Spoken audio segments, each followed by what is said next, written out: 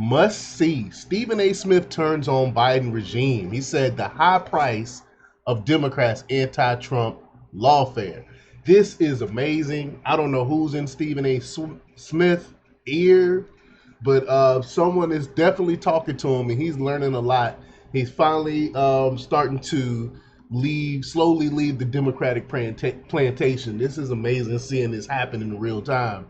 I'm watching someone finally waking up to the Democrats and how they really don't have our best interests at heart. This is wild. So we're gonna talk a little bit about that. But before we get started, go ahead and hit that like button, share this out so we can get this information out there. Subscribe if you're not already a subscriber, and hit that alarm bell so you know when I'm putting out new stuff. Also, check out my link tree in the description. It has a link to my Patreon. That's where I talk about things I can't talk about here. There's also a link to my Instagram and my merch store. Also, check out jjthepsychotherapist.com for news as well. All right, let's talk about this news. Now, this comes from the Gateway Pundit's Jim Hoft, and he reports that Stephen A. Smith is one of the most respected sports commentators in the U.S. today. Stephen makes frequent appearances as an NBA analysis for ESPN on SportsCenter, NBA Countdown, and the network's NBA broadcast. He also hosts his own show on ESPN Radio and is a commentator on ESPN's First Take. He also has a podcast, I should add as well. This weekend, Stephen A. Smith turned on Joe Biden. Smith's latest video commentary is titled The High Price of Democrats' Anti-Trump Lawfare Breakdown. And I'm going to play the video in a minute. But Stephen A. Smith called out the Democrat Party and Joe Biden on their obvious perverted use of the legal system to go after President Trump in an attempt to destroy him and his movement. And they don't understand that this is making Trump more popular. It's making people empathize and sympathize with him, because a lot of people have also been attacked by lawfare. So a lot of people relate to that, and they did not see that coming. the deep state did not see that coming. But Democrats know they can't beat Trump in a fair fight, so they smear him, raid his home, arrest him, indict him on bogus charges, while letting Democrats and Joe Biden walk free for committing the same, quote, crimes. And still Trump rises from the ashes and take the GOP nomination. Trump is larger than life today. He is still walking, breathing, golfing, and campaigning. They can't stop him.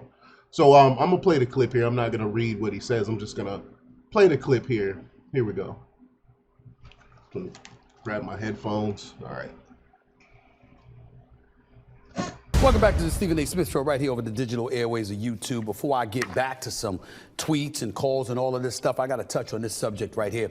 A recent Wall Street Journal opinion piece entitled, The High Price of Democrats' Anti-Trump Lawfare, written by Daniel Henninger, spoke of how most Americans believe the rule of law is better than the law of the jungle, but how that could change.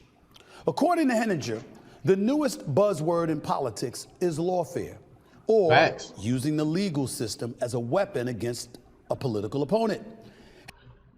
That's exactly what we have been seeing. That's exactly what's been going on. Henninger questions how many lawsuits, court motions, and judgments against Donald Trump the Democratic Party can actually chow down on. He also ponders about the high price the American system may pay for all of this in excess. Let me tell you something. Yeah, because you can't walk that back. You can't walk any of this stuff back. So what happens when the system gets turned on you? If they do this to Trump, you best believe they could do this to you. It was a great opinion piece. I completely agree with Daniel Henninger of the Wall Street Journal, the opinion piece that he wrote in there, because we've got to get to a point where we're saying when's enough's enough.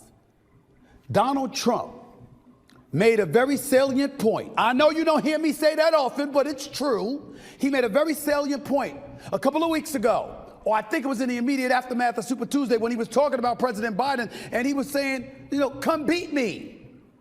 Stop trying to use the legal system in order to pull it off. Now, obviously, President Biden would say it has nothing to do with me. He's the president of the United States. He's not the prosecution in Georgia. He's not the prosecutor in New York. But yet we know that Fani Willis met with Vice President Harris to work out a game plan on how to take down Trump. So he is responsible for this. Let's make that clear. Biden is behind all of this. He can hide behind his presidency and saying, "Oh, it's a separation of powers and stuff like that." But we all know who's running this stuff. Who's sending these prosecutors after Trump? Okay, he has nothing to do with those things. So he may say, maybe it's true. But I find it very, very difficult to believe that everybody on the Democratic side is innocent. I mean, when you look at the inordinate amount of charges that are coming Trump's way, I mean, when is enough's enough? Right. E. Jean Carroll awarded $83.3 million in a defamation suit against Trump. Okay? By the way, New York judge Arthur Egeron ordered Trump to pay a total of $450 million in a civil fraud trial over valuations of his net worth. New York State Attorney Letitia James says if the massive bond isn't posted, she'll seize Mr. Trump's New York buildings. This is according to the article in the Wall Street Journal. We know about what's happening in Georgia. Fulton County District Attorney Fannie Willis, all right, regardless of her own stuff going on with her and somebody else, Mr. Wade, who's also an attorney that she utilized to go after Trump, but that's a different subject for another day, what they've got going on here right now. She goes after 18 other defendants for violating the state's Racketeer Influenced and Corrupt Organizations Act in connection with the 2020 presidential election. The presiding judge dismissed 6 of the 41 counts. This is all according to the article here. You got Colorado, Maine, and Illinois took various legal actions to ban Mr. Trump from the 2024 presidential ballot. Efforts recently blocked by a unanimous Supreme Court decision. They got a 6-3 majority, 6 conservatives, 3 liberals, but unanimously they blocked this effort by Colorado, Maine, and Illinois. They are pulling out all the stops because they know they cannot beat Trump at the polls, not without any shenanigans.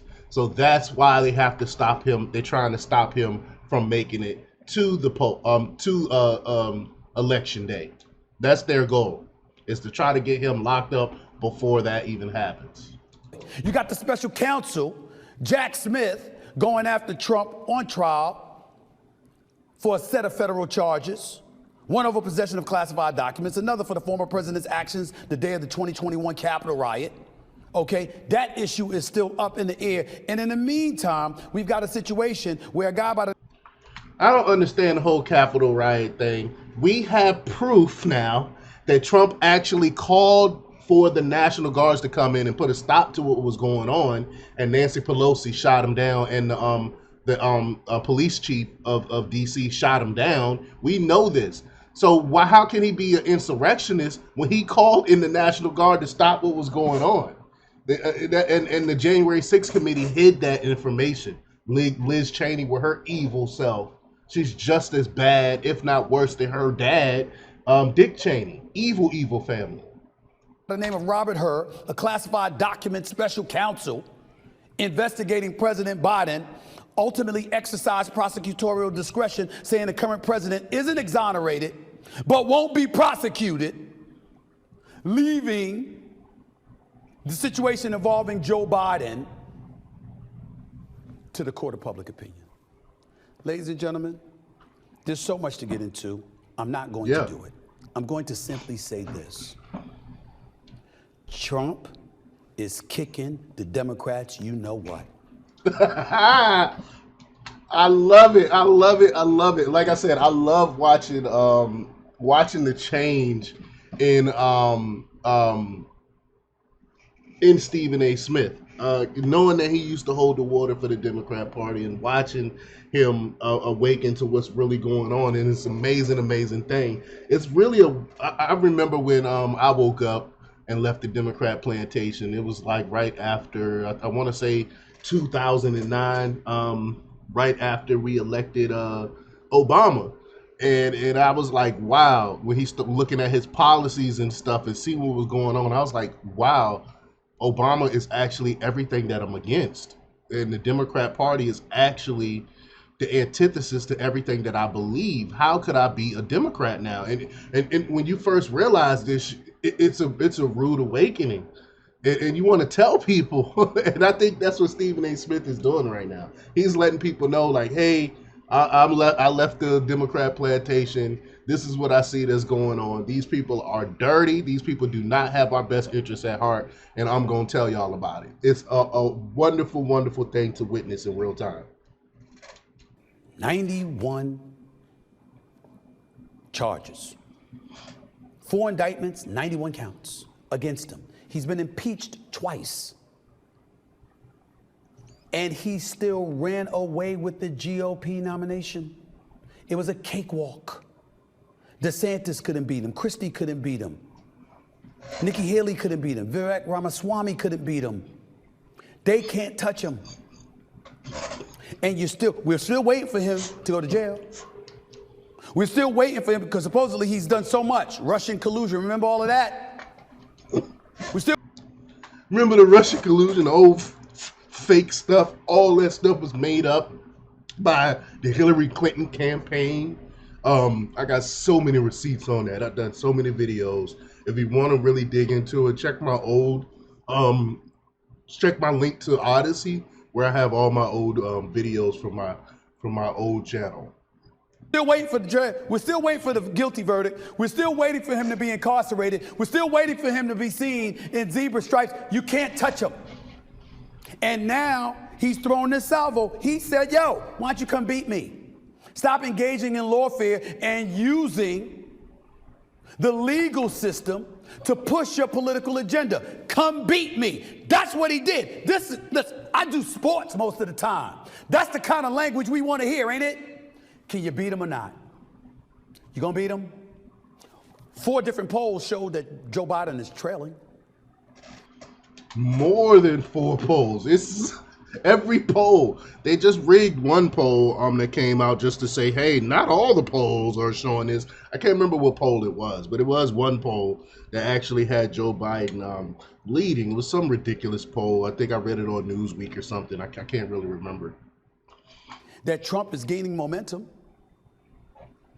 You can look at the right and talk about their commitment to Biden's cognitive decline narrative. The fact of the matter is, in half of America's eyes, Trump is seen as damn near criminal.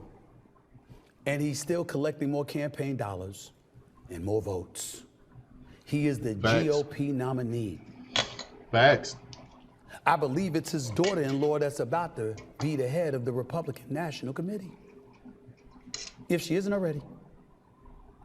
She is the head. Are you going to stop him or not?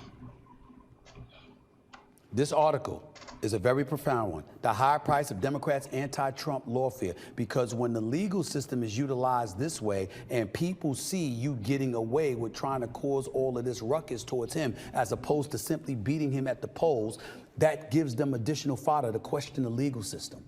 Absolutely. And once they do that, it gives them a significant license to be lawless. But they don't care. The establishment doesn't care. It's beat Trump at all costs. They're not looking at the ramifications of people no longer believing. Already, we don't believe in the judicial system, but even more, it'd be worse. People really will have absolutely no faith in the legal system, and it's gonna be. They don't care. That's why the justices all voted about the whole section 13 thing. About insurrection and stuff like that, because the justices knew, like, if we rule that Trump can't be on this ballot, it's going to be a domino effect, and what's going to happen when Republicans try to do the same thing, and that's the same. That's the same argument for what's going on with the justice system. What happens when it gets turned against you? But the globalist elite, they got so much control of it, they don't think that could happen. So it's get Trump at all costs. They don't care about any type of ramifications right now, because the deep state, the elites, know that they are losing right now. And to engage in lawlessness, which will explain some of the mayhem and the nonsense we've been seeing in the streets of America that would have never been tolerated, even as late and as recently as Barack Obama being in office. True. Or George W. Bush, for that matter. Or True. Bill Clinton, for that matter. The nonsense that we're seeing in the streets today We've never seen this. easily could be attributed to a level of lawlessness that people don't care about committing because they're seeing our politicians manipulate the system in such a way that they don't like it. Amen. Because it reminds them of things they've always felt about our government to begin with. Yep. Which is, by the way, what makes Trump sound like he had a lot of sense when he was comparing himself to the plight of black folks, even though we know better. Anybody black knows that ain't a problem Trump had. But he talked about being a victim. He talked about the system being rigged against him.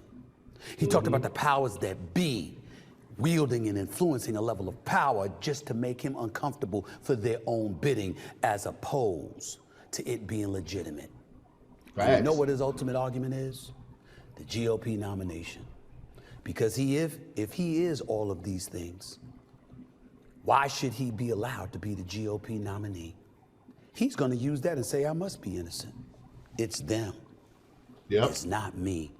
Yep. And at least 74 million people, based on the numbers stemming from the 2020 election, are going to side with him.